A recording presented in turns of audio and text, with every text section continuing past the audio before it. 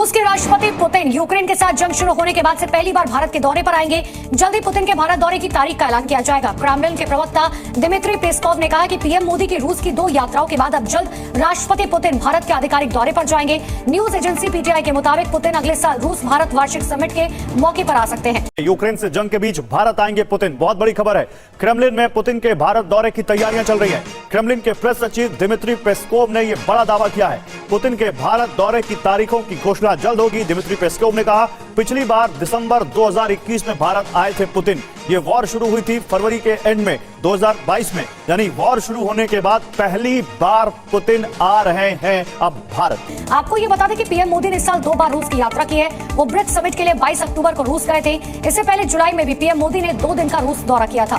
तब उन्होंने पुतिन को भारत आने का न्योता दिया था। इससे पहले पुतिन ने 6 दिसंबर 2021 में भारत की यात्रा की थी, जिस दौरान वो सिर्फ 4 घंटे के लिए भारत आए थे। होकर गलती की है, मैं तो ये कहूँगा। अच्छा, बिल्कुल सर, क्योंकि ये जो लीडर बार बार चोर डाकू लुटेरे वही जगीरदारों के, नवाबों के और वडेरों के लोगों की जाने गई है 1947 में। आप कह रहे हैं आजाद होके गलती की है। अगर हकीकी आजाद सर देखें, मेरी बात सुने, इंडिया के पास जो आप देख लें जो उनकी ट्रेन का निजाम है, या जो वो उन्होंने डबल किया है, डेवलपमेंट किया वो उनको उसको जो ट्रेन को पटरियों को ज्यादा डबल किया। हमारे उधर आधा हो गए हैं। एक तो उनकी इकोनॉमी इतनी स्ट्रांग है और इतनी पावरफुल इकोनॉमी है, और दूसरी वो ट्रू डेमोक्रेसी है। ऐसा नहीं है कि उन मोदी के मैंडेट पे कोई क्वेश्चन नहीं कर सकता इंडिया में। वो एक अनडिस्प्यूटेड इलेक्शन जीत के आया हुआ है, और रशिया से उनके तल्लुकात आज के नहीं है। ये जब से इंडिया और पाकिस्तान बने, ये तल्लुकात उनके तब से हैं। इंडिया इस वक्त खुद एक ऐसी पावरफुल ताकत बन चुकी है जो अमेरिका का मुकाबला भी कर सकती है, ठीक है, चाइना का मुकाबला भी कर सकती है। इतनी तरक्की कर चुके हैं कि पहला वो मुल्क इंडिया ही है चंद्रयान 3 जिस साइड पे उतरा था नॉर्थ एरिया में, उस साइड पे अभी तक अमेरिका जैसा या चाइना जैसा भी अपना कोई सारा लॉन्च नहीं कर सका। ठीक है, बता दिया कि टेक्नोलॉजी में हम अमेरिका के भी बाप हैं। हमारी आज आर्मी की अगर बात करें, वो दुनिया में 10वें या 11वें नंबर पे है, ठीक है, और इंडिया के 4थे नंबर पे। जर्मनी के बाद जापान 5वीं दुनिया की सबसे बड़ी इकोनॉमी है। तो आप देख लीजिएगा 2 से 3 साल बाद इंडिया उसकी जगह ले लेगा।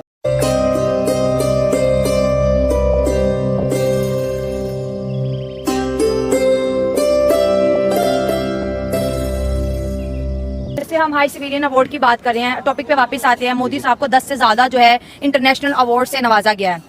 जब भी उन्हें कोई अवार्ड मिलता है वो कहते हैं ये मेरा ऑनर नहीं है, ये 140 करोड़ भारतीयों का ऑनर है। और वाकई उनके बात में ये दम भी है। इंडिया जहाँ कहीं जाता है लोग झुक के मिलते हैं, इतना वार्मली वेलकम करते हैं, इंपॉर्टेंस देते हैं। और ये दौरा सिर्फ चाय का नहीं है, बहुत से कॉन्ट्रैक्ट भी साइन हो गए। जब कहीं वो जाते हैं इंडिया के लिए कोई तोहफा लेके आते हैं। तीसरी टर्म आप इंडिया की क्या समझते हैं? जिस तरह वो अब दुनिया की जो है 5th लार्जेस्ट इकोनॉमी में, क्या तीसरी बन जाएगी वो? क्योंकि मोदी साहब अपनी ये तीसरी बारी में बहुत स्पीडीली काम करेंगे। बेसिकली कोई मुल्क है जब उसमें मैन्युफैक्चरिंग खुद की जाती है, उसका जो वो उन्होंने देखे आपने उनकी लास्ट टाइम जो उनकी पॉलिसी थी, वो कह रहे थे कि मेड इन इंडिया, ठीक है। वो जितना भी था उनकी मैन्युफैक्चरिंग थी, उन्होंने चाइना से जिस तरह सोलर पैनल से और बहुत सारा रॉ मटेरियल तो उन्होंने बैन कर दिया, ताकि हमारा जो ज़रिए मुबादला है जो हमारा वो बच जाए। और तमाम जितनी भी इंडस्ट्री थी वो इंडिया के अंदर काम करना स्टार्ट हो गई है। जब आप सारे जितनी भी अपनी चीज़ें खुद बनाएंगे, आपकी एक्सपोर्ट जो है वो ज़्यादा होगी, इंपोर्ट्स कम होंगी, आप माशी तौर पर तरक्की करेंगे तो दुनिया में आपकी इज्जत होगी, ठीक है। आप आज पाकिस्तान, आप किसी भी कोई भी फैक्टर ले लें, वो सबसे बड़ा ना, आप देखिए हमारी आज आर्मी की अगर बात करें, वो दुनिया में 10वें या 11वें नंबर पे है, ठीक है, और इंडिया के 4थे नंबर पे।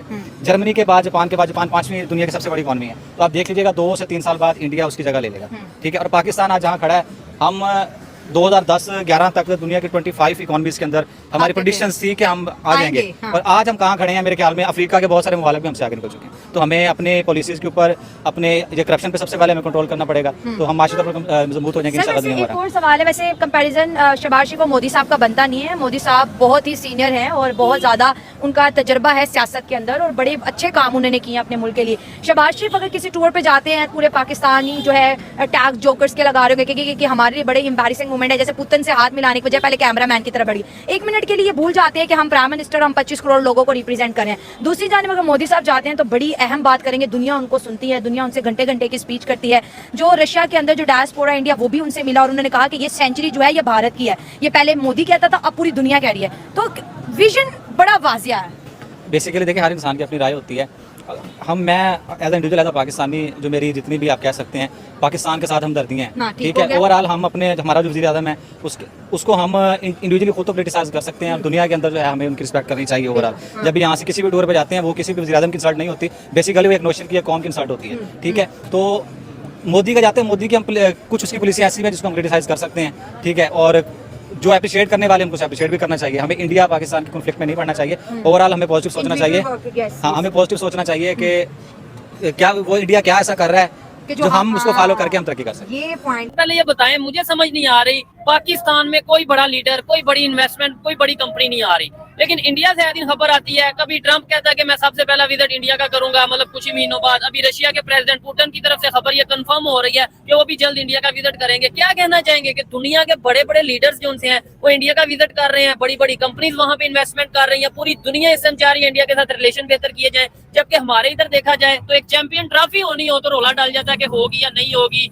यहाँ पे टीम्स आएंगी या नहीं आएंगी। क्या वजह है ऐसी पाकिस्तान? सर, पाकिस्तान के जो अवाम है, पाकिस्तान की जो गवर्नमेंट है, वो पाकिस्तान के साथ मुखलिस नहीं है। अच्छा। उसकी वजह ये है कि अगर मिसाल के तौर पे जिस तरह के इस हमारे मुल्क के सीपैक को ले लें या वो कोई भी हम ट्रेड के हिसाब से कोई भी देख लें, तो हमारे मुल्क में वो अपने मुल्क के साथ मुखलिस नहीं है लोग। सीपैक हम सुनते आ रहे हैं 10 साल से, सीपैक गेम चेंजर है, तो अभी तक उसका कोई फायदा नहीं हुआ।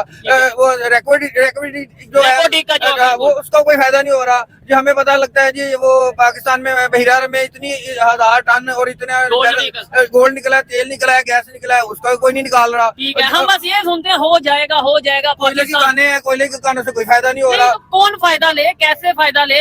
हमारी- देखिए चाइना यहाँ पे आता है, आपने सीपैक की बात की, चाइना यहाँ पे आता है, अपना फायदा लेके निकल जाता है, हमें फायदा नहीं होता। हमें तो आए दिन यही सुनने को मिलता है, आज ये कर्जा हमारे पे आ गया, आज ये कर्जा आ गया, आज ये अभी आज की खबर है 42 लोगों की जानें गई हैं और वो अटैक क्या हुआ है, फायरिंग बकायदा तौर पे की गई है। आपने शायद सुना होगा पारा चनार में ये हुआ है। ऐसे ही है सर, मुखलिस नहीं है हमारे कोई भी लीडर, कोई भी जो हमारे ब्यूरोक्रेट्स हैं, कोई भी जो हमारे मुख्तदर जो पॉलिटिशियंस हैं, जो अदारे वाले हैं, वो मुल्क के साथ मुखलिस नहीं है। कोई पॉलिसी नहीं है, खारजा पॉलिसी नहीं है, कोई मुल्क के फेवर में कोई पॉलिसी। हर बंदा अपना पेट भर रहा है। इंडिया का 1 रुपया अगर होता था तो हमारा शायद वो हाफ होता था, ठीक है, लेकिन इस वक्त हमारा इतनी वैल्यू लो हो चुकी है कि हमारे 5 रुपए हों तो उनके 1 रुपए के बराबर बनते हैं, ठीक है। तो रीजन ये है कि मोदी जी ने बहुत सारी मेहनत की, स्ट्रगल की है, उन्होंने अपनी हर कंट्री के अंदर एक अच्छी बेस बनाई है, ठीक है। कहते हैं ना, जिसकी जितनी वैल्यू होती है उसको उतनी ही इज्जत दी जाती है, ठीक है। मोदी की इज्जत बनती भी है, उसकी रीजन अपनी कंट्री के लिए उन्होंने बहुत कुछ किया है, बाकी कंट्री को बेनिफिट्स भी दिए हैं और खुद भी उनसे लिए। उनके साथ हर कंट्री खुद चाहती है कि हम तिजारत करें, उसके लिए उनको अच्छे ताल्लुकात बनाने पड़ेंगे। मार्केट भी तो बहुत बड़ी हो गई है ना इंडिया। वही तो कह रहे हैं, गाड़ियों को लेकर देख लें, एक्सेसरी को देख लें, मोबाइल फोन को देख लें, हर चीज तो वो अपनी ही लॉन्च करें, ठीक है। हर ब्रांड प्रोडक्ट वो अपनी लॉन्च करें, किसी कंट्री से वो तिजारत नहीं करे। चाइना जैसी इतनी बड़ी कंट्री के साथ वो माथा लगा के जुड़ के बैठे हुए हैं, ठीक है। जो चाइना हमारे देश में देख लें, हमारे गिलास भी लेना तो वो भी हम चाइना का ले रहे हैं, ठीक है। हमारा अपना तो कुछ है ही नहीं है। तो यही रीजन है, इंडिया ने अपने आप को खुद मनवाया है, ठीक है। उन्होंने अपनी वैल्यू बेस खुद बनवाई है और बाकी कंट्री को इंडिया से लालच है, तो उसकी वजह से उनको वेलकम अच्छा करती है, उनको प्रोटोकॉल देती है। मोदी साहब ने रशिया के अंदर जो लोकल्स हैं, जो इंडियंस हैं, जो इंडियन डायस्पोरा, उनसे बात करके कहा कि मैं आपसे कहता था कि ये जो सेंचुरी है ये इंडिया की है। आज दुनिया कहती है कि ये जो सेंचुरी है ये इंडिया की है। हर जगह इंडिया जो है डोमिनेट कर रहा है, वो क्रिकेट हो, जैसे अभी last T20 world cup cover हुआ, IT हो, इकोनॉमिक हो, मैन्युफैक्चरिंग हब हो, हर जगह जो है इंडियन लोग या इंडिया डोमिनेट करता हुआ दिखाई दे रहा है। देखें, बात मैंने पहले भी कही है, जब एक अच्छा लीड करने वाला लीडर मिल जाता है ना, तो आपकी कंट्री के, आपकी पब्लिक के हालात बदलना शुरू हो जाते हैं, ठीक है। जब मोदी आया था, उसने हर किसी को, सिविलियन जितने भी, चाहे वो मुस्लिम है, चाहे नॉन मुस्लिम है, हिंदू है, जो भी है, उन्होंने हर किसी को अच्छी सहूलत दी है, अच्छे बेनिफिट्स दिए हैं। आप देख सकते हैं, हमारे पाकिस्तानी जितने भी है, कहीं किसी से भी पूछे, हर कोई चाहेगा हम अपनी कंट्री से लीव कर जाए परमानेंटली, ठीक है। लेकिन इंडिया के लोग इतने हैप्पी हैं, खुश हैं, आज भी उनके कंट्री में रोजगार अच्छे हैं, जॉब्स अच्छी हैं, ठीक है, बेनिफिट्स लोगों को मिल रहे हैं, उसकी वजह से ही वो अपने मुल्क को बेनिफिट दे रहे हैं। हम लोग इन्वेस्ट ही बाहर की कंट्री में कर रहे हैं, ठीक है। हमारे पास जो थोड़े बहुत बड़े लोग हैं भी हैं, वो भी बाहर जाकर इन्वेस्ट कर रहे हैं, बल्कि अब तो काफी सारे पाकिस्तानी ऐसे हैं जिन्होंने इंडिया में इन्वेस्ट की हुई है। उसकी रीजन ये है कि इंडिया एक बड़ा मुल्क बन चुका है, बड़ी मार्केट बन चुका है, वो खुद एक ब्रांड बन चुका है। तो दोस्तों, आपने देखा कि रूस के राष्ट्रपति व्लादिमीर पुतिन अगले साल भारत की यात्रा पर आ सकते हैं, मगर वे कब आएंगे अभी किसी तारीख का ऐलान नहीं किया गया है। भारत के प्रधानमंत्री नरेंद्र मोदी पिछले महीने अक्टूबर में जब ब्रिक्स समिट में हिस्सा लेने पहुंचे थे, तब उन्होंने भारत रूस वार्षिक सम्मेलन में हिस्सा लिया था। वहीं पर प्रधानमंत्री नरेंद्र मोदी ने रूस के राष्ट्रपति व्लादिमीर पुतिन को भारत आने का न्योता भी दिया था। इससे पहले पुतिन ने दिसंबर 2021 में भारत का दौरा किया था।